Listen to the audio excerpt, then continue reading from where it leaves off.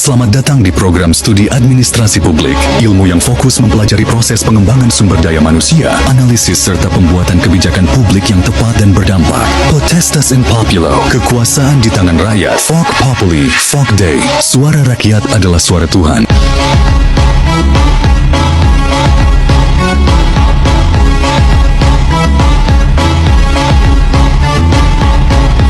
Oke, standby, kamera ready, sound ready, 3, 2, 1, action.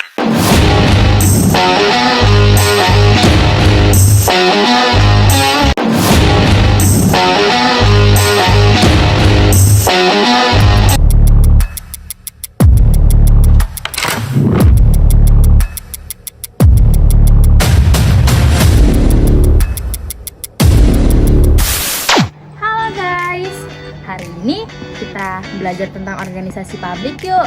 Kira-kira apa itu ya organisasi publik? Ada yang tahu nggak ya? Yuk, kita tanya-tanya orang. Halo kak, hai. Di video ya? Kita lagi mau belajar nih. Sebelumnya perkenalkan dong, nama kakak siapa ya? Hai, nama aku Nisa. Kira kakak nih dari jurusan apa nih? Saya jurusan administrasi publik. Masuk guys. Kakak tahu nggak ya apa itu organisasi publik? Organisasi publik. Aduh, apa ya? Kayak Nisa ya guys, nggak tahu apa itu organisasi publik. Buat tahu, mari kita cari tahu. Ayo kita belajar tentang organisasi publik.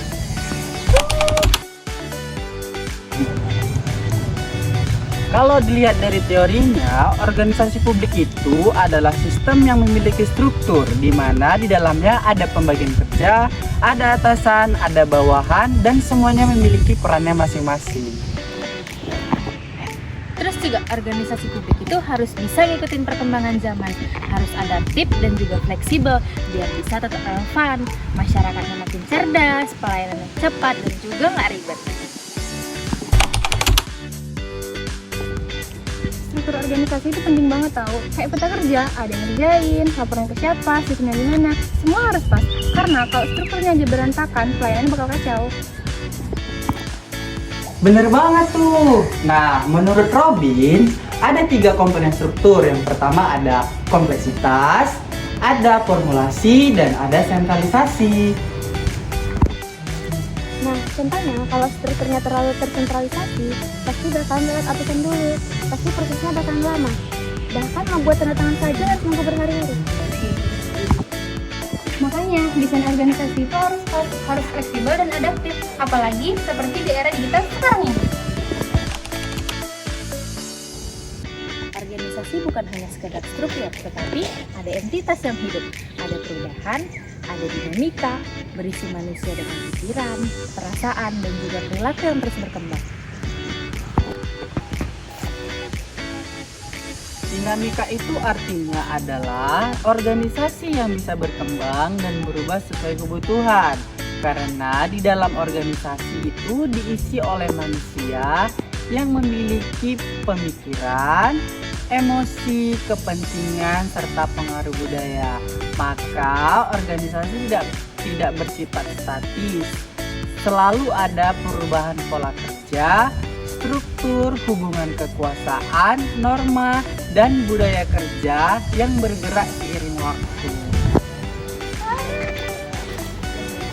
Nah, jadi budaya organisasi itu ya nilai-nilai yang harus dijalankan bareng. Misalnya, kita harus jujur, terbuka, kerjasama yang bagus. Itu sangat penting loh buat kerjaan sehari-hari. Seperti yang sudah dijelaskan tadi, budaya organisasi itu sangat penting diperhatikan. Kalau masih menggunakan budaya organisasi seperti senioritas atau tidak terbuka terhadap kritik, itu akan menghambat pertumbuhan atau perkembangan untuk majunya dalam sebuah organisasi.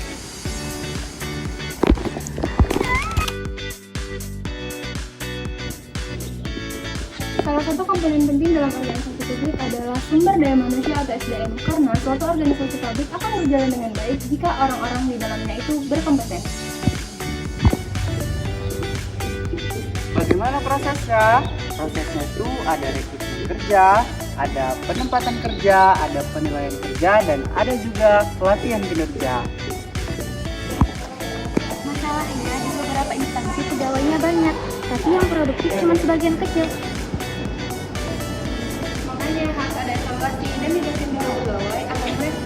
merasa dihargai dan memiliki tanggung jawab.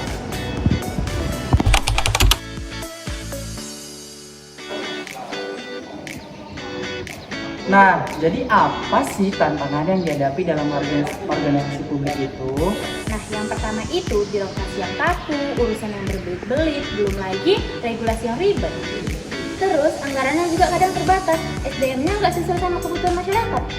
Jangan lupa juga masalah korupsi dan juga rendahnya transparansi. Itu juga bikin masyarakat makin nggak percaya loh. Nah, terus solusinya apa dong?